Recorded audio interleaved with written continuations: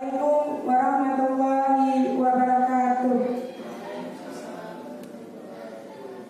Yang kami hormat Bapak Roni Gunawan, yang kami hormati Bapak Ibu Guru SMP Negeri 2 Mandingan.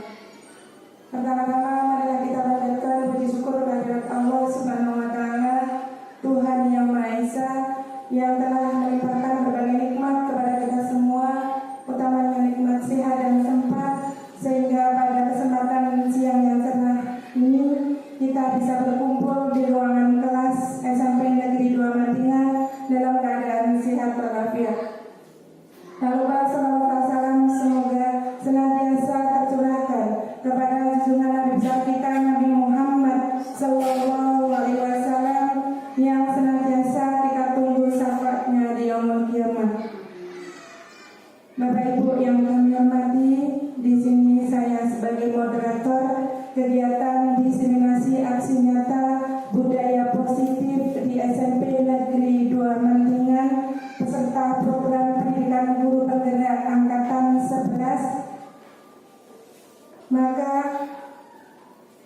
kami memohon kepada Bapak dan Ibu guru yang hadir pada siang hari ini untuk bersama-sama menyimak materi yang akan dipaparkan oleh Bapak Roni Gunawan. Semoga apa yang akan kita lakukan hari ini mendapatkan ridho Allah dan termasuk sebagai amal ibadah sholat yang berbalas surga, dan apa yang nanti akan Bapak Roni Gunawan sampaikan bisa memberikan manfaat untuk kita semua, utamanya untuk pendidikan di SMP Negeri 2 Mandingan.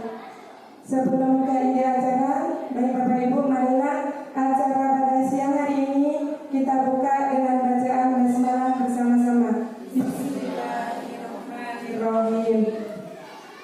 Untuk selanjutnya, waktu sepenuhnya kami serahkan kepada Bapak Roni Gunawan untuk menyampaikan materi diseminasi aksi nyata budaya positif di SMP Negeri 2 Mandingan. Kepada Bapak Roni Gunawan dipersilakan. Terima kasih waktu yang diberikan kepada saya. Terima kasih Bapak Ibu guru yang sudah meluangkan waktu untuk menghadiri acara diseminasi aksi nyata budaya positif di SMP Negeri 2 Mandingan. Sebelum kita mulai, ini ada seorang guru penggerak yang memperkenalkan dulu. Nama saya Roni Gunawan, calon guru penggerak angkatan 11 Kabupaten Ngawi, Jawa Timur. Di dalam program guru penggerak itu ada fasilitator, yaitu yang akan mengelola kelas. Ya, di dalam kelas ini ada beberapa kelompok-kelompok lagi. Fasilitatornya yaitu Pak Sudiarto, dan pengajar praktek saya adalah Bu Suratni, dan saya sendiri adalah Roni Gunawan. Kemudian aksi nyata modul 1 4 budaya positif. Nah, di sini nanti saya akan ingin menyampaikan tentang budaya positif yang bisa dipraktekkan di sekolahan. Pertama ada diseminasi budaya positif, yaitu mensosialisasikan pada Bapak Ibu guru sekalian. Kemudian kegiatan disiplin positif apa ya bisa dilaksanakan di sekolahan. Nah, misalnya di sini contohnya adalah sholat berjamaah, ya. Sholat berjamaah untuk memberikan kebiasaan pada siswa supaya melaksanakan perintah-perintah yang ada di agamanya masing-masing. Latar belakang dari kegiatan ini yaitu selama seseorang merasakan tekanan-tekanan dari lingkungan, maka proses pembelajaran sulit terjadi, dan salah satu tanggung jawab kita sebagai pendidik adalah menghilangkan atau mencabut gangguan-gangguan yang menghalangi proses pengembangan potensi murid. Nah, untuk itulah menciptakan lingkungan positif perlu dilakukan agar terbentuk budaya positif. Nah, budaya positif terwujud melalui lingkungan yang aman dan nyaman akan memberikan murid kesempatan dan kebebasan untuk berproses, kemudian belajar, membuat kesalahan dan belajar lagi. Nah, yang namanya siswa, yang anak kecil kan juga tidak selamanya bertindak betul. Maka kita sebagai pendidik memberikan nasihat, menuntun mereka supaya sesuai dengan budaya, sesuai dengan aturan yang ada di lingkungannya. Sehingga mampu menerima dan menyerap suatu pembelajaran. Nanti juga bagaimana kita mengingatkan siswa dengan cara-cara yang halus supaya mereka juga sadar dengan tindakannya. Nanti ada namanya intrinsik ya, jadi motivasinya lahir dari siswa itu sendiri.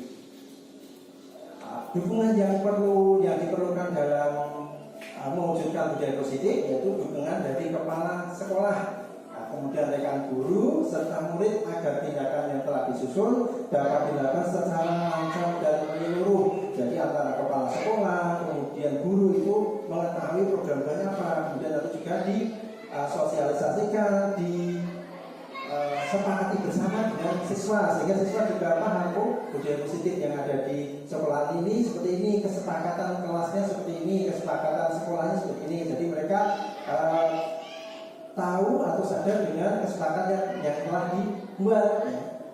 Sehingga saat melakukan suatu tindakan yang mungkin salah, mereka akan sadar bahwa yang dilakukan itu merupakan tindakan yang salah. Dan bagaimana menyelesaikan permasalahan tersebut, yang nanti juga dari siswa diberikan kesempatan untuk memberikan pemecahan masalah dari tindakan yang sudah dilakukan. Kemudian sarana dan prasarana untuk menumbuhkan budaya positif di sekolah. Budaya yang ketiga, orang tua dalam melakukan budaya positif di rumah. Jadi nanti ada hubungannya antara sekolah, bapak ibu guru dengan orang tua yang ada di rumah supaya budaya positif yang ada di sekolah itu bisa juga ditanamkan atau juga dikembangkan di rumahnya. Jadi nanti ada kerjasama antara bapak ibu guru dengan orang tua di rumah.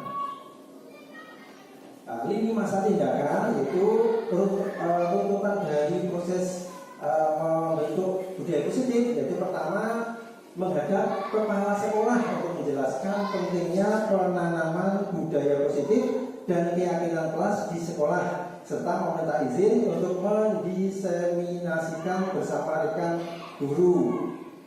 Nah, supaya nanti mendapatkan izin, kepala sekolah juga tahu apa kegiatan yang akan dilaksanakan di sekolah tersebut. Jadi semuanya nanti serba terbuka. Kepala sekolah mengetahui program yang akan dijalankan oleh bapak ibu guru, kemudian nanti siswa juga mengetahui semua warga sekolah mengetahui budaya positif yang akan dijalankan. Kemudian yang kedua, mengumpulkan rekan guru untuk melakukan diseminasi pemahaman materi budaya positif, yaitu keyakinan kelas dan segitiga restitusi, supaya tidak hanya kepala sekolah saja yang memberikan ide atau tidak hanya satu guru saja yang memberikan ide, tapi semua berkontribusi dalam membentuk budaya positif tersebut. Kemudian yang ketiga, berkoordinasi dan berkolaborasi dengan wali kelas untuk membuat keyakinan di kelas masing-masing. Ya, nanti antara satu kelas dengan kelas yang lain itu keyakinan kelasnya berbeda-beda sesuai dengan kesepakatan yang disepakati oleh semua warga yang ada di kelas tersebut. Jadi mungkin kelas 7A dengan kelas 7B keyakinan kelasnya berbeda-beda. Nah ini kita berusaha untuk melibatkan siswa supaya siswa juga memiliki daya berpikir kritisnya itu muncul, ya, kemudian juga bebas dalam berpendapat. Dan nanti kita sebagai guru itu sebagai penuntun siswa yang ada mungkin idenya kurang bisa dijalankan, ya, nanti kita bersama-sama dengan teman-teman yang lain bagaimana apakah keyakinan kelas ini bisa dijalankan apa tidak. Kemudian memantau, merefleksi dan mengevaluasi keyakinan kelas yang telah dibuat. Nah, setelah sepakat membuat kesepakatan kelas, maka nanti perlu adanya refleksi. Nah, refleksi ini di kurikulum Merdeka memang satu hal yang dibutuhkan untuk melihat bagaimana perjalanan kegiatan tersebut, apakah sudah sesuai atau mungkin ada perbaikan-perbaikan yang perlu diubah. Kemudian tolak ukur, ya, terbentuknya keyakinan kelas tumbuhnya motivasi internal pada diri murid. Nah, diharapkan dengan keyakinan kelas, ini kan seperti halnya saat kita mau berkendara, mungkin Bapak Ibu saat berkendara di jalan raya itu kalau menggunakan helm menurut Bapak Ibu merupakan keyakinan atau aturan yang harus dilaksanakan. Aturan ya, ada yang memberikan keyakinan itu aturan. Mungkin ada yang meyakini bahwasanya menggunakan helm di jalan raya itu merupakan kebutuhan, yaitu untuk keselamatan. Mungkin secara globalnya atau secara universalnya mungkin banyak yang memahami bahwasanya saat kita berkendara itu membutuhkan sesuatu supaya kita aman, ya kan, kita tidak tahu hal-hal yang mungkin terjadi. Nah, maka penggunaan helm itu merupakan keyakinan yang universal. Jadi nanti bagaimana menumbuhkan motivasi internal pada siswa bahwasanya keyakinan ini merupakan kebutuhan saya yang harus saya penuhi. Kemudian tentunya nilai-nilai kebaikan pada diri murid. Kemudian guru mampu menerapkan posisi manajer dan menggunakan segitiga restitusi dalam memecahkan masalah. Dan nanti selama ini kita memberikan tindakan pada siswa itu mungkin cenderung ke dalam kategori penghukum, ya. Mungkin kita belum tahu masalahnya apa dari siswa yang kita hadapi. Bisa jadi karena terlambat masuk ke kelas itu karena tidurnya malam, ya. Mungkin bisa jadi tinggal dengan neneknya saat pagi sudah membangunkan, tapi siswa tidur kembali, kemudian neneknya sudah berangkat kerja atau mungkin ke sawah, sehingga tidak ada yang membangunkan. Maka nanti di sini kita sebagai guru, ya, setidaknya kita memposisikan kita sebagai manajer, ya. Kemudian murid mampu menemukan solusi dari masalah yang dihadapinya. Kemudian murid memiliki karakter yang kuat, terutama karakter profil pelajar Pancasila, yang nanti kita harapkan dari profil pelajar Pancasila itu akan membentuk karakter yang unggul di dalam diri setiap siswa. Kemudian tujuan mewujudkan budaya positif, satu yaitu membentuk keyakinan kelas. Ya, keyakinan kelas ini dibentuk bersama wali dan semua siswa yang ada di kelas tersebut. Ya, jadi antara satu kelas dengan yang kelas yang lain memiliki keyakinan yang berbeda-beda. Nah, contohnya misalnya nanti menumbuhkan tidak boleh makan di kelas, atau mungkin harus mendengarkan saat Bapak Ibu guru menjelaskan, tidak boleh tidur di kelas. Nanti kesepakatan yang dibuat oleh wali kelas dengan siswa yang ada di kelas tersebut. Kemudian menumbuhkan motivasi internal melalui penerapan disiplin positif. Kemudian menumbuhkan nilai-nilai kebajikan, mengambil posisi kontrol sebagai manajer dan melaksanakan segitiga restitusi dalam menyelesaikan masalah. Dan perubahan paradigma belajar dalam membangun budaya positif, sekolah dapat menyediakan lingkungan yang positif, aman dan nyaman agar siswa mampu berpikir, bertindak dan mencipta dengan merdeka, mandiri dan bertanggung jawab. Saat siswa itu sudah nyaman di sekolah, maka mereka akan terasa di rumahnya sendiri, sehingga mereka nyaman untuk di kelasnya, karena di kelasnya teman-temannya baik, teman-temannya perhatian. Kemudian disiplin sangat berkaitan dengan kontrol guru terhadap siswa. Berikutnya tujuan pendidikan, yang menurut Ki Hajar Dewantara, tujuan pendidikan adalah menuntun segala kodrat yang ada pada anak-anak agar mereka dapat mencapai keselamatan dan kebahagiaan yang setinggi-tingginya, baik sebagai manusia maupun sebagai anggota masyarakat.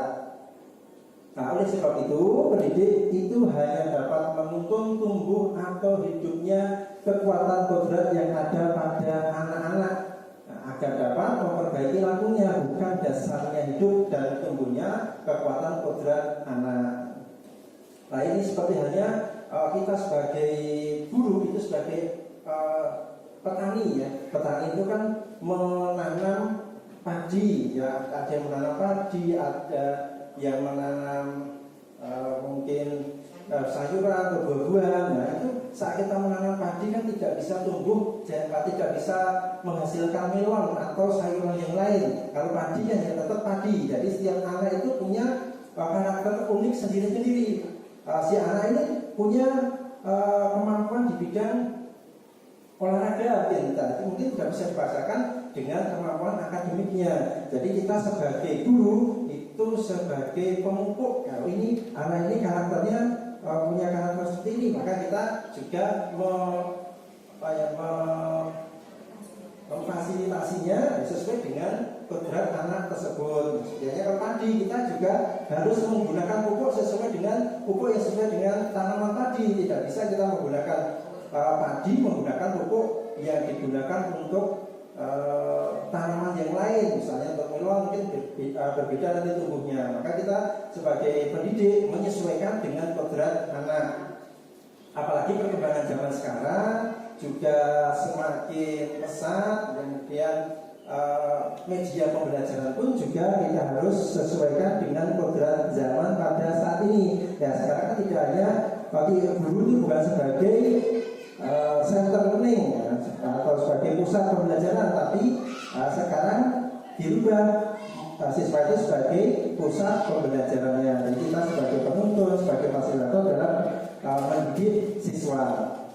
Kemudian pendidikan guru penggerak, kata 11, koneksi antar materi. Modul 1.4 yaitu keterkaitan antara modul 1.1, 1.2, 1.3 dan 1.4.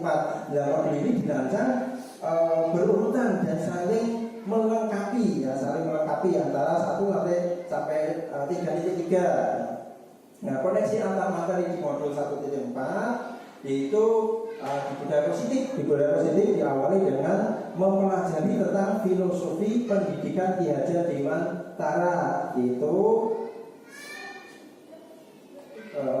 guru yaitu berpihak kepada murid. Jadi kita apa yang kita lakukan di sekolah, kegiatan yang kita lakukan di sekolah itu semuanya digunakan untuk kepentingan murid ya, supaya murid itu nyaman, aman di sekolah, kemudian belajarnya juga lebih variatif ya.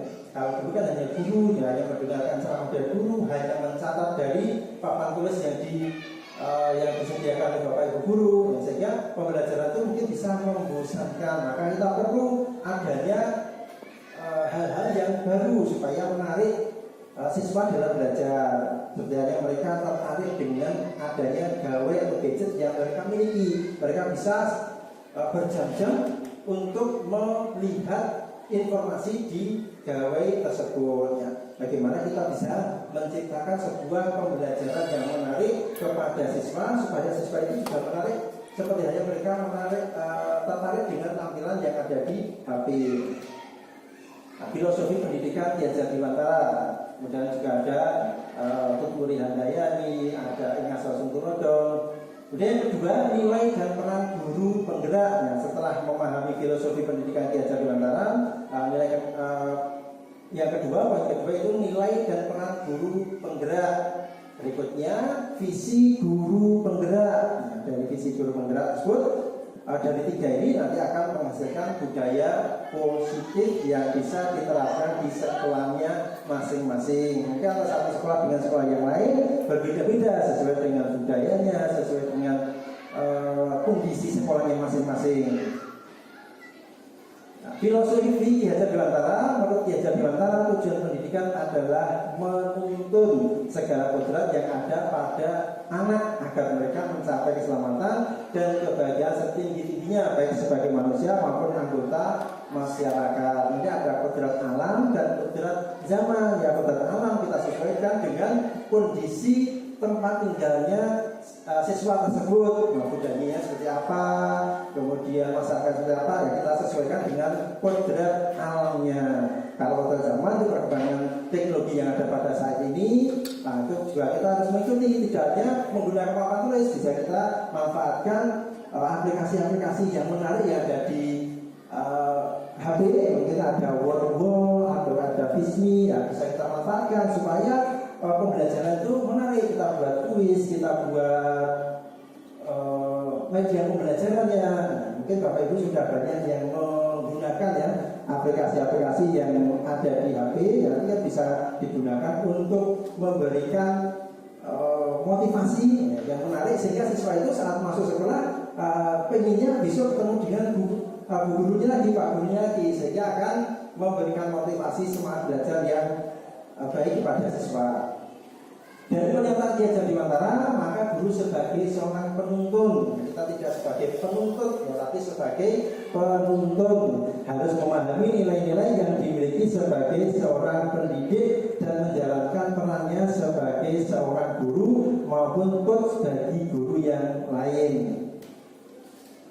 Nah, ini yang kedua itu nilai-nilai guru penggerak. Pertama, berpihak pada murid. Ya, apa yang kita lakukan, apa yang kita rencanakan dalam pembelajaran, semua ditujukan yaitu untuk berpihak pada murid ya, supaya bisa menumbuhkan karakter yang baik kepada murid. Yang kedua, guru harus punya inovatif ya, karena perkembangan teknologi, perkembangan budaya yang ada, ya kita juga mengikuti perkembangan tersebut supaya bisa menyesuaikan dengan kondisi pada saat ini.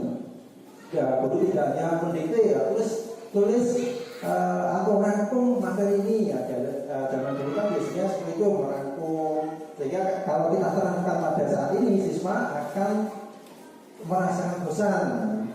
Yang kedua, yang ketiga itu kolaboratif. Nah, ini nilai-nilai yang perlu kita tumbuhkan, kolaboratif antara kepala sekolah dengan guru-guru dengan rekan guru, kemudian kolaboratif dengan siswa yang ada di sekolah tersebut, sehingga akan terbentuk komunikasi yang baik di sekolah tersebut. Kalau nanti antara satu dengan yang lain kurang harmonis ya, komunikasinya kurang baik, ya, nanti kolaborasi ini tidak bisa menjadi kolaboratif yang baik, sehingga suasana di sekolah nanti juga kurang bisa nyaman. Nah, kalau kita sudah tidak nyaman di sekolah, maka kita berangkat ke sekolah, mau belajar, mau mengajar itu juga akan timbul rasa malas ya, karena kurang nyaman saat di sekolah. Kemudian yang keempat, reflektif. Yang kelima yaitu mandiri.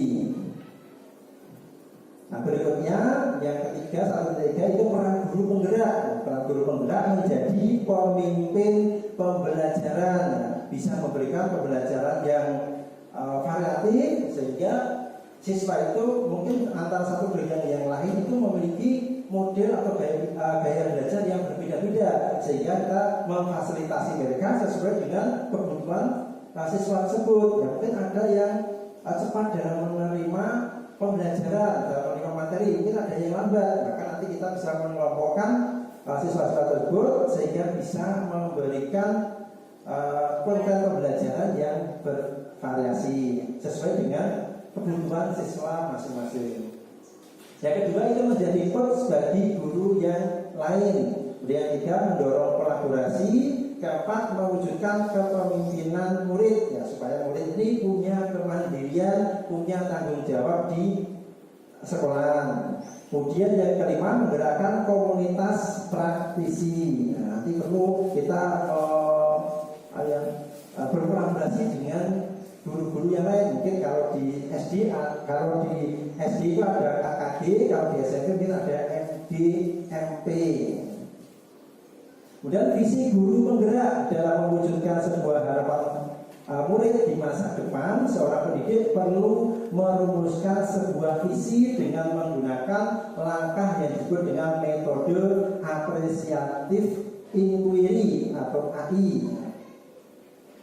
Nah, metode ini tujuannya supaya bisa merumuskan budaya positif yang akan dijalankan di sekolah. Tahapan inquiry, apresiatif inquiry di Kementerian Pendidikan itu disebut dengan istilah BAGJA.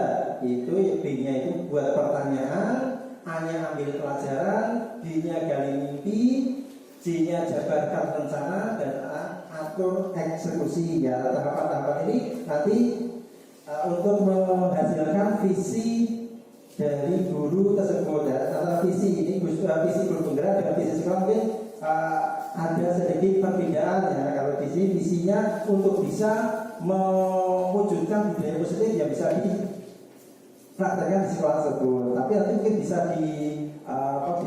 dimusyawarahkan, dirembukan antara kepala sekolah dan guru yang ada di sekolah tersebut untuk bisa merumuskan sebuah visi yang tujuannya untuk membentuk karakter siswa yang memiliki karakter profil pelajar Pancasila.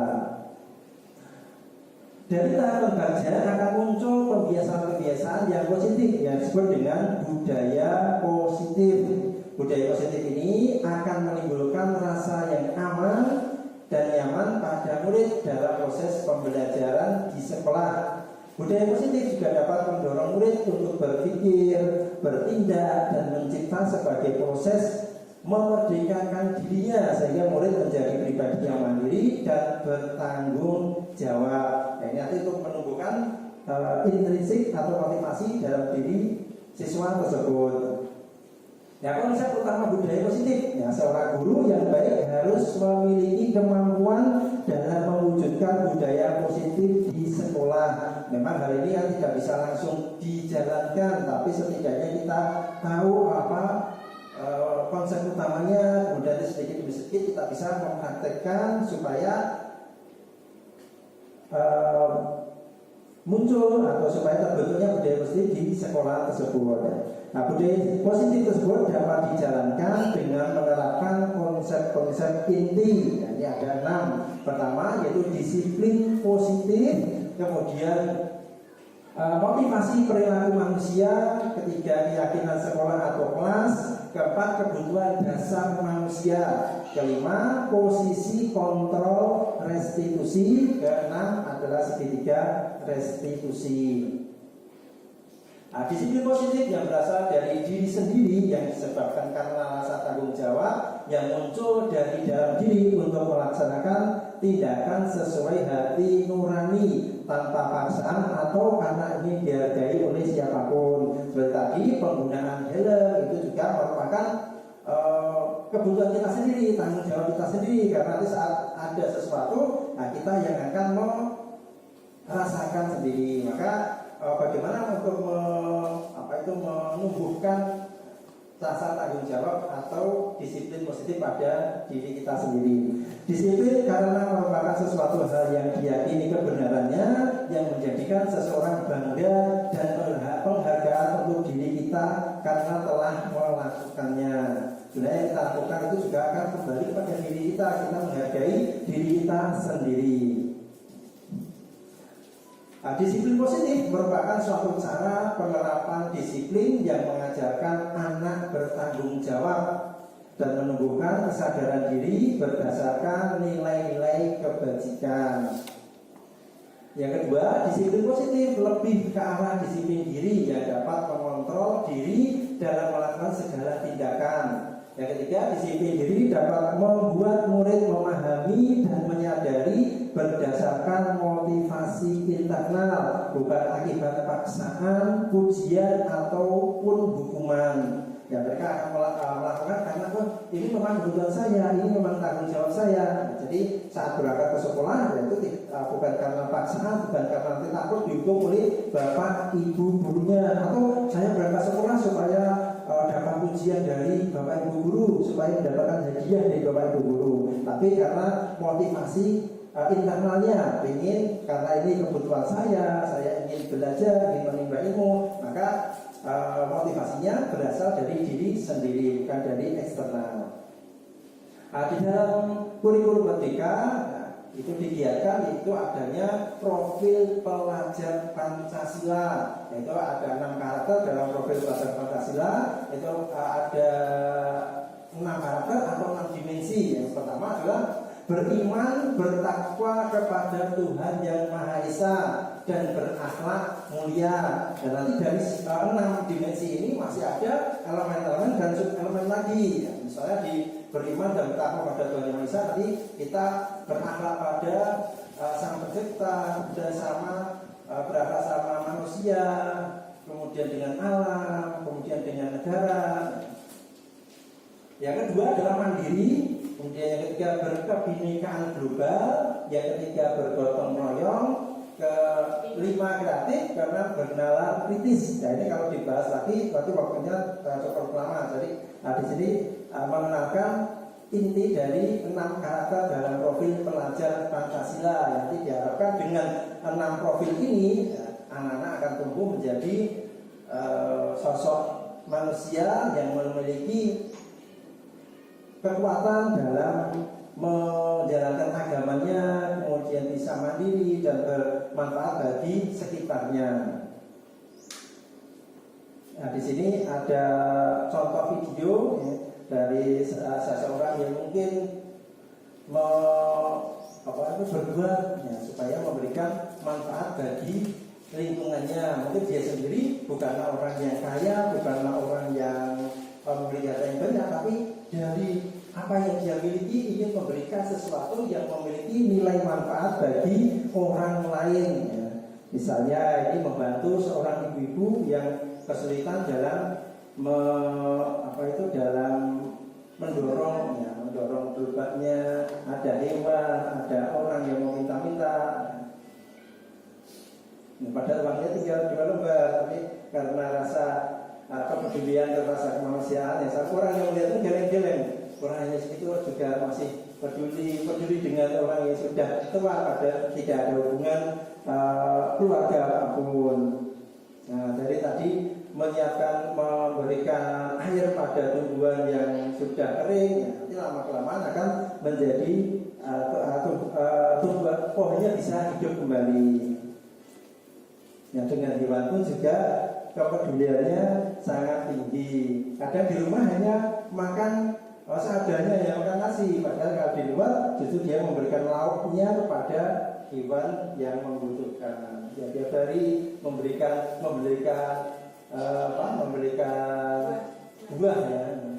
Nah, di rumah pakai baju, makanya tadi hanya makan nasi saja, tidak ada lauknya. Nah, dia tidak ingin expose oleh televisi. Ya, dan hanya ingin memberikan kemanfaatan kepada orang lain.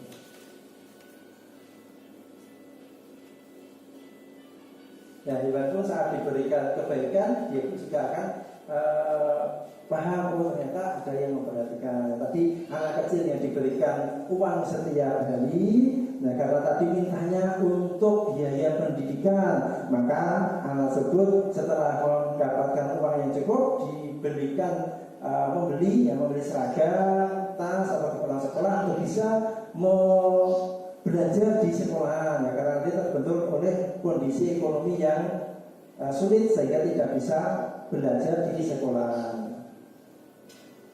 Nah, tetap bahagia meskipun kondisi keuangannya di rumah hanya makan seadanya. Nah, kebahagiaan ini kan tidak bisa dinilai dengan uang, ya. Kita bisa merasakan kepuasan saat orang lain itu merasakan bahagia. Nah, tumbuhan yang tadi hampir mati ya karena kekurangan air atau tidak ada yang memperhatikan, lama-kelamaan jadi tumbuhan yang menyegarkan dan bermanfaat di sekitarnya.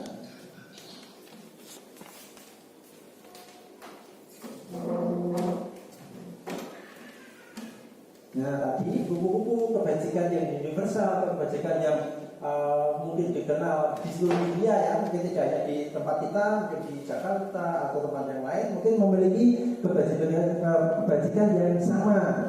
Jika di sekitar rumahmu ingin banyak kupu-kupu, jangan tangkap mereka, tetapi tanamlah bunga. Nah, seperti tadi di video sebelumnya kan sudah ada tanaman, ya sebelumnya tanamannya hampir mati, setelah tumbuh hijau, kemudian ada hewan kupu yang hinggap di tumbuhan atau pohon tersebut. Nah, kebajikan universal, jika di sekitar rumahmu ingin banyak burung, jangan tangkap mereka, tetapi tanamlah pohon. Nah, kita bisa menikmati kicauan burung-burung yang indah tanpa harus menangkap mereka, biarkan mereka hidup secara bebas di alamnya. Nah, kita tidak memberikan atau menanam pohon supaya mereka nyaman di tempat kita. Menanam satu pohon memelihara tumbuhan kehidupan. Dari pohon itu nanti akan fotosintesis, kemudian menghasilkan oksigen. Dari oksigen yang dihasilkan bisa dihirup oleh makhluk hidup seperti kita, kemudian ada hewan-hewan yang lain. Sehingga dari satu pohon itu memberikan manfaat kepada ribuan kehidupan yang ada di sekitarnya. Kemudian motivasi perilaku manusia. Saat dia bertindak itu motivasinya apa? Apa yang menjadi penyemangat dia dalam berbuat sesuatu. Yang pertama, ada yang untuk menghindari ketidaknyamanan atau hukuman. Misalnya saya berangkat ke sekolah sebelum jam 7 karena ada peraturan, nanti kalau saya terlambat saya akan mendapatkan hukuman, maka saya akan mendapatkan sanksi. Mungkin kalau Bapak Ibu guru mungkin akan mendapatkan sanksi dari BKD, maka absennya harus tepat waktu ya. Kalau di mungkin satu daerah dengan daerah yang lain memiliki kebijakan yang berbeda-beda. Ini yang di Jawa Tengah itu menggunakan absen menggunakan aplikasi ya, jadi bisa absen dengan radius tertentu di sekolah tersebut tanpa harus menggunakan alat yang harus terpasang di sekolahan. Nah, sedangkan di tempat saya di SMP itu alatnya di sekolah, jadi tidak bisa absen menggunakan perangkat yang lain, harus datang dengan alat tersebut. Karena alatnya menggunakan fingerprint, maka harus wajah yang bisa direkam. Kalau belum menggunakan fingerprint itu bisa satu orang bisa digunakan untuk 10 orang yang lain. Oh, saya nitip absen menggunakan jari tengah, ada yang menggunakan jempol, untuk guru-guru yang berbeda-beda. Tapi sekarang ditetapkan lagi, yaitu menggunakan facecam atau menggunakan wajah, supaya hanya satu orang yang bisa absen untuk dirinya sendiri. Itu untuk menghindari ketidaknyamanan atau hukuman orang berangkat atau bertindak disiplin. Kemudian yang kedua, saya bertindak untuk mendapatkan imbalan atau penghargaan dari orang lain, mendapatkan pujian, mendapatkan hadiah. Nah, ini motivasi yang diharapkan dari melakukan sesuatu. Kemudian yang ketiga, untuk menjadi orang yang mereka inginkan dan menghargai diri sendiri dengan nilai-nilai yang mereka percaya. Dan mereka berbuat karena saya berbuat ini karena kembali kepada diri saya sendiri. Saya menghargai diri saya sendiri dengan melakukan tindakan-tindakan yang baik. Nah, berikutnya keyakinan sekolah atau kelas. Ya, guru berperan dalam mewujudkan terbentuknya keyakinan sekolah atau kelas dengan adanya kesepakatan antara guru dan murid. Ya, ini kan memberikan kebebasan pada murid untuk memberikan ide-idenya, yaitu merdeka dalam memberikan pendapatnya. Nah, supaya juga memberikan pembiasaan pada siswa, tidak hanya guru yang berpendapat, tapi siswa juga diberikan kesempatan untuk berpendapat. Kemudian yang kedua, keyakinan sekolah atau kelas berupa pernyataan-pernyataan universal yang mudah diingat dan dipahami dan harus diterapkan di lingkungan sekolah. Nah, ini nanti juga tidak lagi berupa peraturan-peraturan sekolah, tapi sebuah keyakinan, ya, sebuah keyakinan yang diyakini oleh semua warga di kelas tersebut. Kalau dulu kan harus ini tidak boleh, ini tidak boleh. Nah, di kurikulum merdeka kata-kata tidak boleh itu harus dihilangkan, ya, supaya kata-kata yang negatif itu supaya tidak terekam oleh murid. Yang ada adalah hal-hal yang positif. Ya, misalnya di sini antara kelas 9C dengan kelas yang lain itu memiliki keyakinan kelas yang berbeda-beda.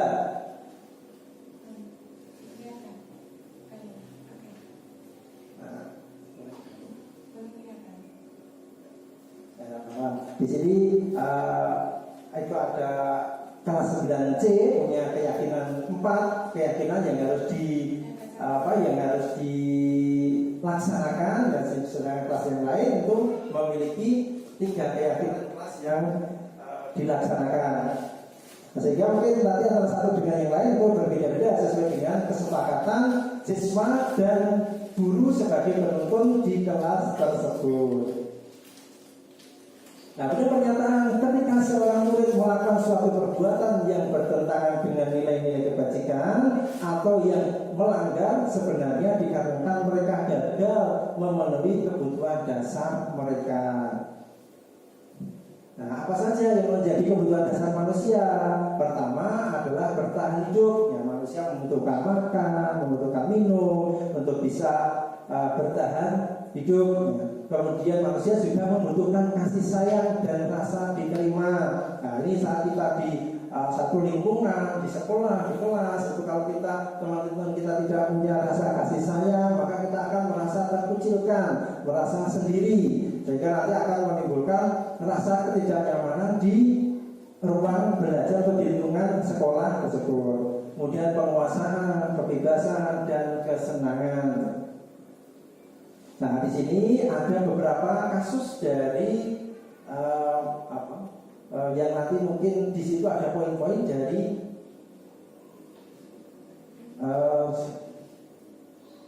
ya tadi kan ada kesenangan, ya ada kebutuhan hidup, ya ada rasa kasih sayang. Di sini dari kasusnya Ibu Zulaikha, yaitu guru wali kelas 9H, ya sedang bingung menghadapi ulah salah satu murid di kelasnya, yaitu yang bernama Tommy. Beberapa anak telah mengeluhkan Tommy yang seringkali meminta bekal makan siang mereka dengan paksa. Jika Anda menghadapi situasi seperti Ibu Zulaikha, apa yang akan Anda lakukan?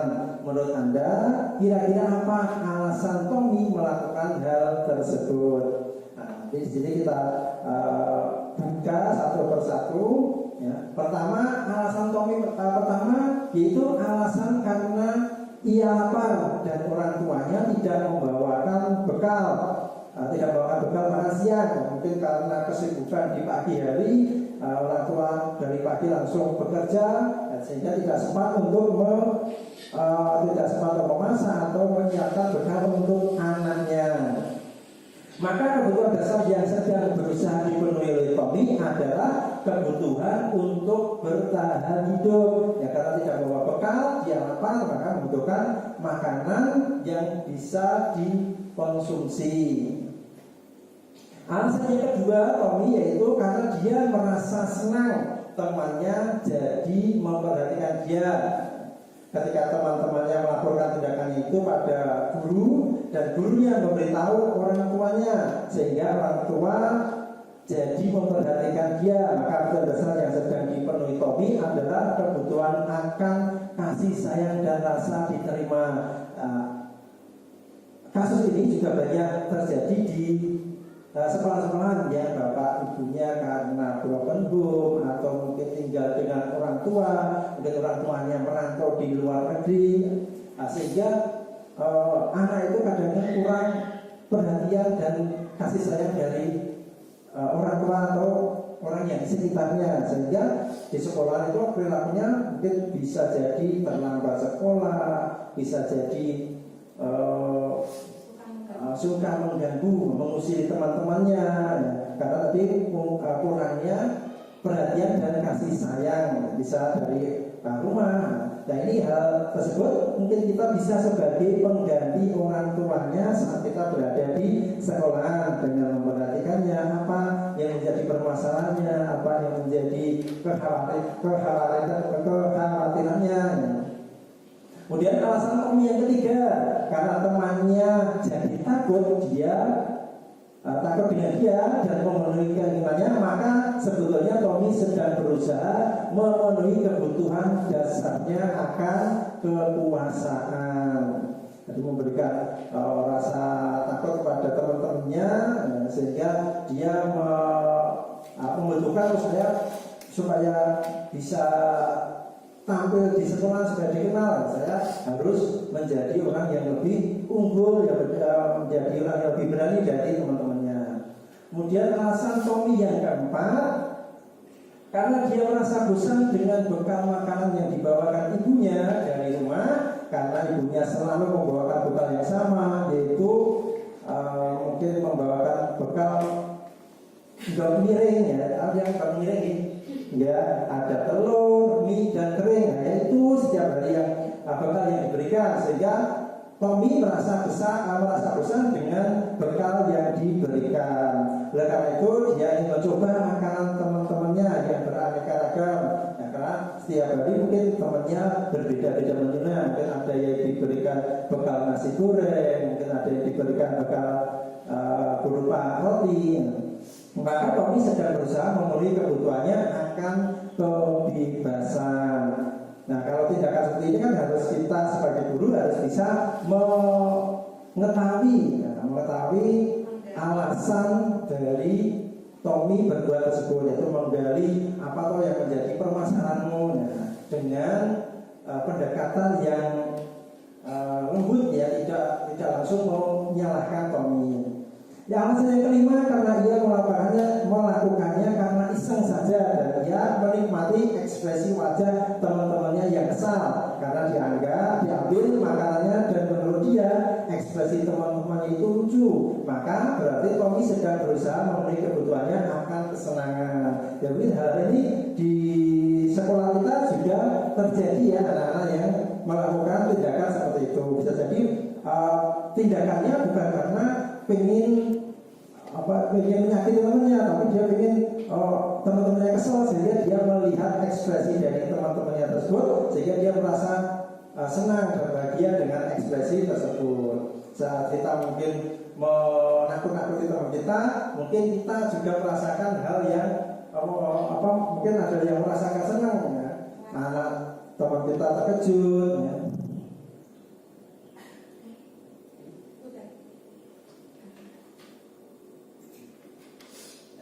Ini ada salah satu contoh video yang menggambarkan tentang aktivitas siswa itu, kenapa dia terlambat. Nah, ini bapak gurunya mungkin kurang mengadakan pendekatan ya. Alasan yang dilakukan oleh murid itu seperti apa ya, setiap pagi dia mesti terlambat ke sekolah, dia mesti mendapatkan hukuman dari bapak gurunya ya. Kenapa kamu terlambat? Alasan kamu apa? Kok tiap hari terlambat? Berikan tanganmu untuk saya berikan hukuman. Itu hukumannya saat terlambat dipukul dengan penggaris. Dan dia sebenarnya juga merasa malu di perlakuan seperti itu. Sebenarnya juga nyaman, tapi karena kondisi ataupun keadaan yang menyebabkan dia melakukan hal tersebut. Di yang berikutnya, siswa itu juga sama, yaitu terlambat ke sekolah.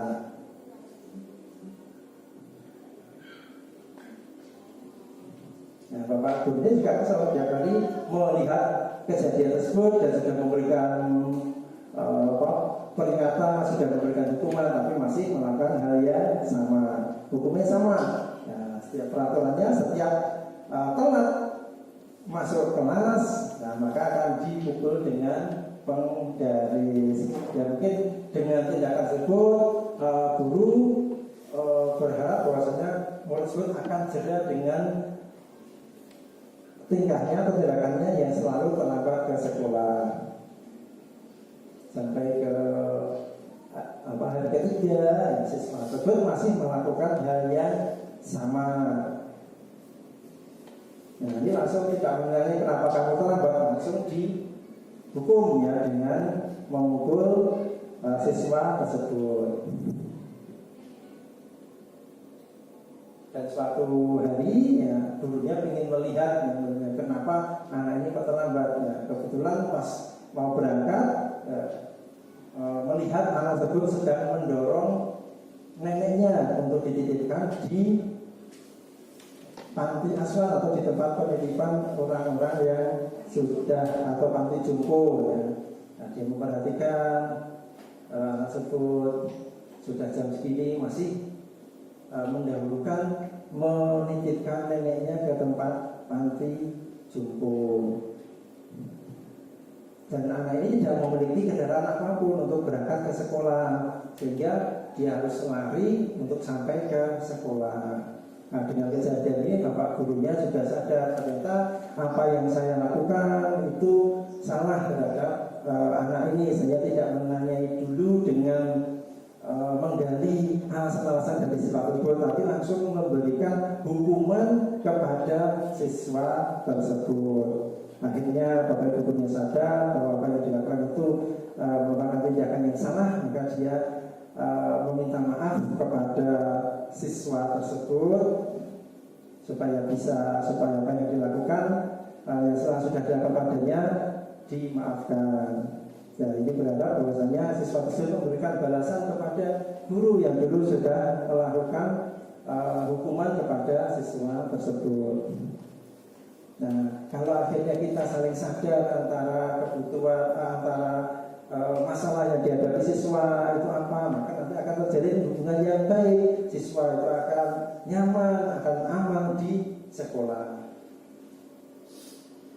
Nah, ini ada 5 posisi kontrol restitusi. Nah, guru sebagai penghukum, seperti tadi awalnya guru sebagai penghukum karena tidak mengetahui permasalahannya, ya langsung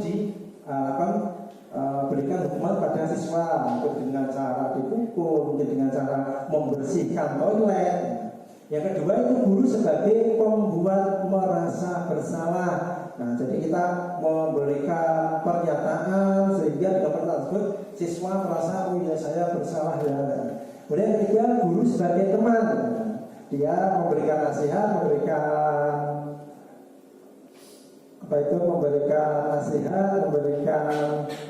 masukan kepada siswa, itu posisinya sebagai teman.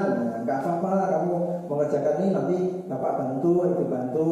Nah, itu sebagai posisinya sebagai teman. Yang keempat guru sebagai pemantau. Jadi memantau siswa apa yang sudah dilakukan. Nah, kalau tidak sesuai dengan aturan maka akan mendapatkan sanksi sesuai dengan peraturan yang dibuat oleh sekolah atau keyakinan yang sudah dibuat oleh sekolah. Yang kelima itu guru sebagai manajer. Nah, nanti kita sebaiknya memposisikan diri kita sebagai manajer. Nah, ini ada 5 posisi kontrol ya. Tulisannya mungkin kecil ya, jadi tidak terlihat jelas. Itu ada penghukum, ada pembuat rasa bersalah, ada teman, pemantau, dan manajer.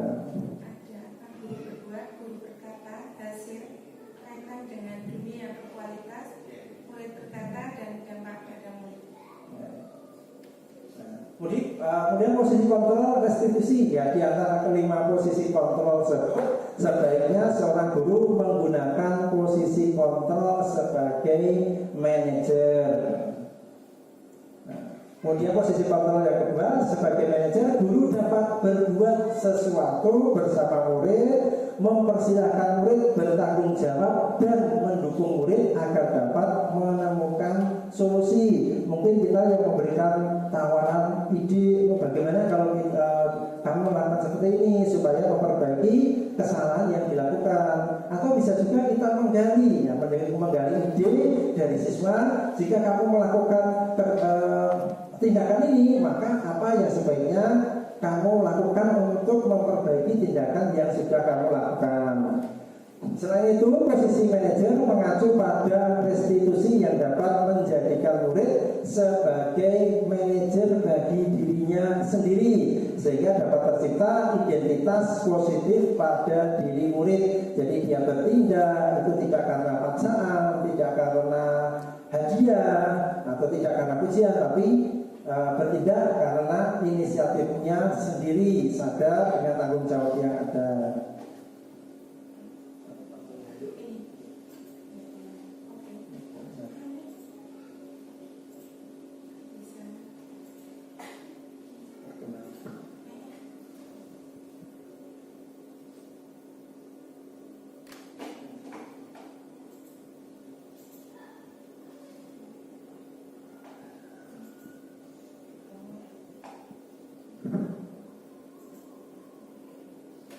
Untuk membuat kesepakatan budaya positif di sekolah, maka harus disamakan persepsi ya antara kepala sekolah, bapak ibu guru dan murid-murid, sehingga bisa dijalankan secara nyaman ya. Semua sudah tahu, saya kalau berbuat ini maka konsekuensinya saya harus memperbaikinya dengan cara seperti ini. Pengertian dari persepsi yaitu pengalaman tentang objek ya, peristiwa atau hubungan-hubungan yang diperoleh dengan menyimpulkan informasi dan menafsirkan pesan. Ya, ini saat kita menyimpulkan informasi, kadang antara satu dengan yang lain itu memiliki persepsi yang berbeda-beda karena kita melihat dari sudut pandang yang berbeda, kita melihat dari kondisi yang ada di sekitarnya berbeda. Setianya yang satunya mungkin memikirkan untuk membuat sebuah disiplin positif maka harus seperti ini. Nah, kemudian yang lainnya tidak seperti itu ya, punya perspektif yang atau punya ide yang berbeda-beda. Maka di sini untuk perspektif kita samakan supaya terbentuk budaya positif yang disetujui oleh warga masyarakat. Ya, seperti ini mungkin kita melihat sepintas gambar ya. Gambar yang ada di sini menurut Bapak Ibu guru, gambar pertama itu gambar apa? Wanita cantik ya. Ada berapa wanita cantik? Ada satu ya, dua gambar sama wanita cantik. Yang ketiga wanita atau pria? Wanita juga ya, wanita juga. Kemudian yang keempat gambar orang tua ya, gambar orang tua yang sedang melirik sesuatu. Yang di berikutnya juga gambar apa? Orang duduk. Yang gambar ke-6, gambar ke-6 itu laki-laki atau perempuan itu. Ya kan ini persepsinya berbeda-beda ya antara satu dengan yang lain. Nah tadi yang gambar pertama itu kalau kita lihat, itu gambar ada dua ekor kuda, ada ekor kuda, kemudian juga ada burung yang ada di atasnya. Mungkin yang lain mungkin sebagai penambah untuk bisa membentuk sebuah persepsi gambar. Oh ini gambar wanita cantik. Ternyata saat kita melihat ada yang persepsi. Saya melihat itu gabungan dari beberapa objek yang berbeda-beda. Ada dua kuda, ada burung, ya. Kemudian ada tambahan yang lain ya, mungkin bawahnya juga burung ya. Jadi sehingga sebenarnya bibirnya juga sebuah burung ya, ini juga burung, ini burung semua burung. Tapi saat ini kita gabungkan dari menjadi satu, saat kita lihat dari satu titik itu terlihat seperti gambar wanita cantik. Ya, gambar kedua tadi yang wanita cantik itu juga terdiri dari pohon ya, pohon yang dijadikan sarang atau tempat berpijaknya burung ya. Itu ada pohon dan 3 burung. Kalau kita melihat mungkin ada kalau kita lihat dari perspektif jauh sepintas ya, kita melihat sesuatu objek, suatu kasus sepintas ya. Nah itu mungkin kita menyimpulkan hal yang berbeda dengan detailnya. Nah, kemudian yang berikutnya tadi ada gambar kakek ya, mungkin kita melihat kakek. Ternyata saat kita lihat secara jelas, kita amati ada orang berdiri ya, menggunakan pakaian dan rok yang panjang di samping dari sebuah pohon. Nah, saat kita melihat sekilas kan tadi gambarnya seorang gambar wajah orang tua yang melirik ya. Berikutnya nah ini gambar tadi seperti orang tua juga. Ternyata saat kita cermati di situ ada seorang yang sedang membaca buku, Nah, ya, jadi mungkin dari beberapa orang mungkin memiliki persepsi yang berbeda. Nah, ini saat kita melihat sebuah angka, mungkin kalau kita melihatnya dari depan kita, ya kita melihat itu angka 6. Tapi saat kita mungkin posisi kita berbeda lagi, itu angka 9. Jadi persepsinya mungkin satu orang dengan orang yang lain mungkin persepsinya berbeda karena dari sudut pandang yang berbeda. Kemudian beda sudut pandang saat kita melihat Nah, ini jumlahnya 4 balok. Yang satunya dari samping, ya ini hanya 3 balok. Nah, kalau kita melihat dari salah satu sisinya saja, nanti kita akan akan melihat sesuatu yang berbeda dengan realnya. Nah, ini gambar saat kita ada 4 orang yang melihat gajah, tapi dari sebagian-bagian, tidak melihat secara keseluruhan. Nah, saat kita memfonis anak, kita tidak melihat keseluruhan masalahnya apa, sehingga kita akan memberikan penanganan yang berbeda. Maka kita lihat dari masalah itu keseluruhan seperti apa, karena nanti kita simpulkan. Ada yang memegang bagian perutnya, mungkin menganggap ini gajah itu seperti dinding. Ada yang memegang ekornya, ini seperti seutas tali. Ada yang memegang kakinya, ini seperti pohon. Kemudian ada yang memegang belalai, gajah itu seperti ular ya, karena berbentuk panjang seperti seekor ular. Nah, di sini kita juga bisa melihat suatu masalah secara jeli atau teliti. Nah, kalau Bapak Ibu melihat gambar ini, ada berapa gambar orang atau wajah orang?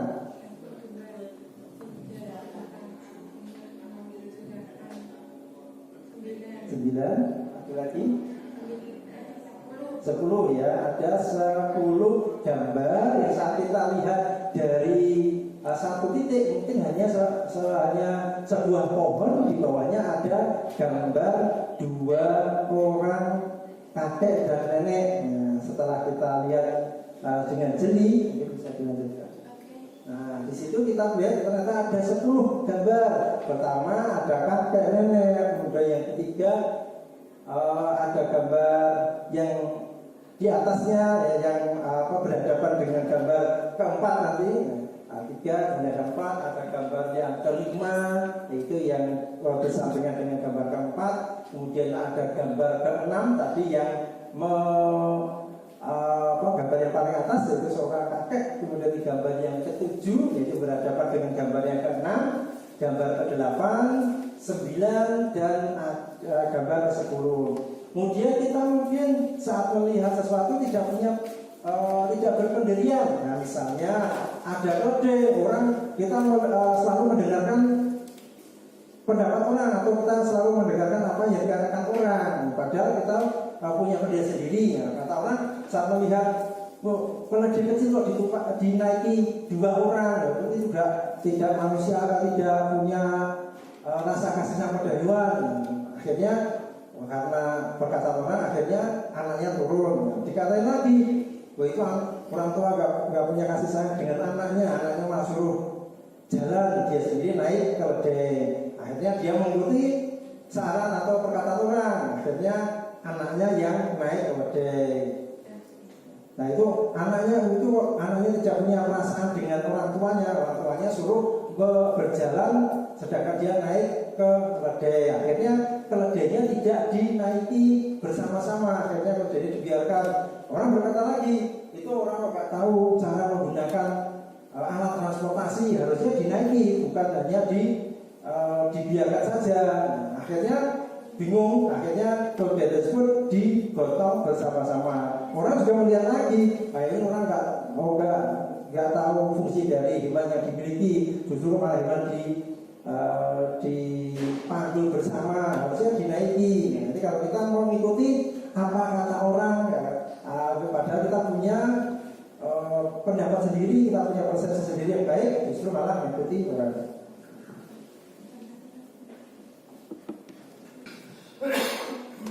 Tahapan dalam segitiga restitusi yaitu pertama menstabilkan identitas, kedua validasi tindakan yang salah, yang ketiga itu menanyakan keyakinan. Saat kita ingin mengungkap permasalahan di siswa, setidaknya kita menstabilkan kondisi siswa supaya siswa itu aman, nyaman saat kita gali informasi dari siswa tersebut. Nah, menstabilkan identitas yaitu menstabilkan identitas dilakukan berdasarkan prinsip bahwa membuat kesalahan adalah bagian dari proses pembelajaran yang nantinya akan menggeser identitas gagal ke arah identitas sukses. Berbuat salah, contohnya yang mungkin seorang guru akan menanyakan, berbuat salah itu tidak apa-apa, itu manusiawi. Ya, nanti ya kita bisa perbaiki bersama. Kemudian yang kedua, validasi tindakan yang salah. Validasi tindakan yang salah dilakukan berdasarkan prinsip bahwa setiap perilaku berupaya memenuhi suatu kebutuhan tertentu, sehingga guru atau orang tua akan bergeser dari pemikiran stimulus respon menjadi proaktif serta akan lebih mengenali dan mengakui kebutuhan murid atau anak. Nah, contoh dari pernyataan untuk memvalidasi tindakan yang salah itu, kamu pasti punya alasan mengapa melakukannya. Apa yang penting bagi kamu? Nah, kamu boleh tetap berusaha menjaga sikap itu, tapi tambahkan sikap yang lain yang baru.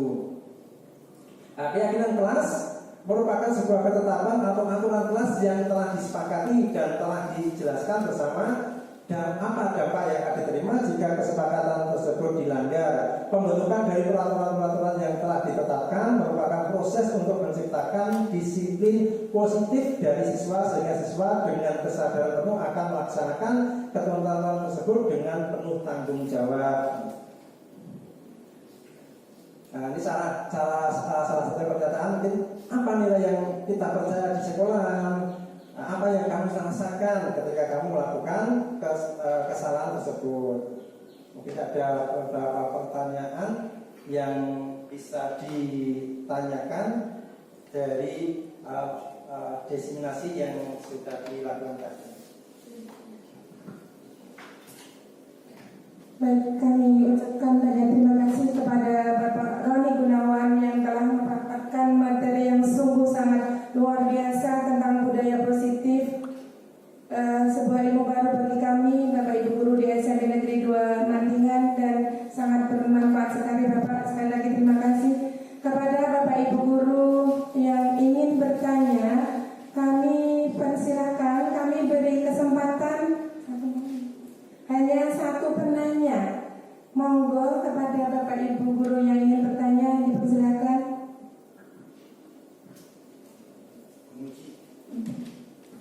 Ya, monggo. Assalamualaikum warahmatullahi wabarakatuh. Terima kasih sudah memberi kesempatan pada saya untuk bertanya. Pertanyaan saya yaitu, perubahan apa yang terjadi pada cara berpikir Anda dalam menciptakan budaya positif di kelas maupun di sekolah Anda setelah mempelajari modul ini? Terima kasih.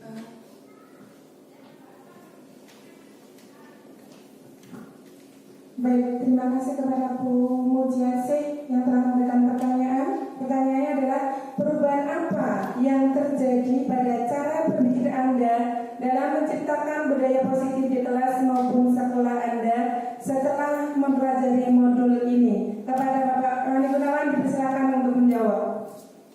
Terima kasih atas pertanyaannya.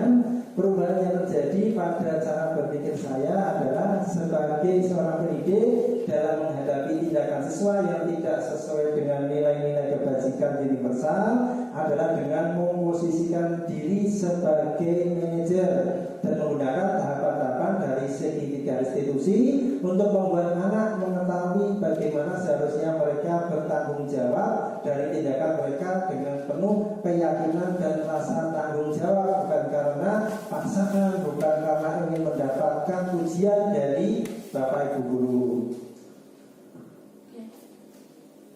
Baik, seperti itu Bu Mujiasih. Apakah sudah puas dengan jawaban Pak Roni? Ya, terima kasih sekali kami aturkan. Bapak Ibu telah lama saya lupa namanya. Baik, materi telah tersampaikan dengan sangat baik dari Bapak Roni. Kami berikan kesempatan kepada Bapak Roni Gunawan untuk memberikan closing statement kepada kami semua. Mudah-mudahan apa yang diberikan pada siang hari ini bermanfaat untuk kita semua dan kita bisa menerapkan di sekolah kita tercinta di SMP Negeri 2 Mandingan. Kepada Pak Roni, dipersilakan untuk closing statement. Dari kegiatan diseminasi tadi ada closing statement, yaitu kita telah bersama-sama mulai acara diseminasi budaya positif di sekolah ini. Setiap ide, pengalaman, dan pemikiran yang kita bagikan hari ini menjadi fondasi penting untuk membangun lingkungan sekolah yang lebih inklusif, ramah, dan mendukung bagi seluruh warga sekolah.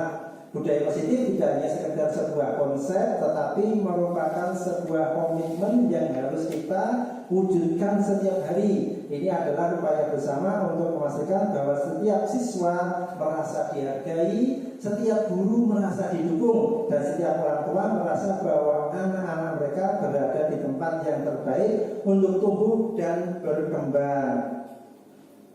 Mari kita lanjutkan langkah ini dengan semangat mengaplikasikan setiap pelajaran yang kita dapatkan hari ini dalam praktik sehari-hari di sekolah kita bersama. Kita dapat menciptakan lingkungan belajar yang tidak hanya produktif tetapi juga penuh dengan rasa saling menghargai, kepedulian, dan kebersamaan. Terima kasih atas partisipasi Bapak Ibu Guru dan kontribusi berharga Bapak Ibu Guru semua. Semoga upaya kita dalam menanamkan budaya positif di sekolah ini menjadi langkah awal menuju masa depan yang lebih cerah bagi semua siswa kita.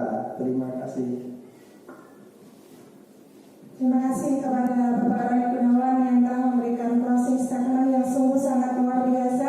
Marilah Bapak Ibu kita mulai tergerak untuk melaksanakan apa yang sudah disampaikan. Mudah-mudahan harapannya SMP Negeri 2 Mandikan semakin jaya mewujudkan sekolah yang merdeka belajar.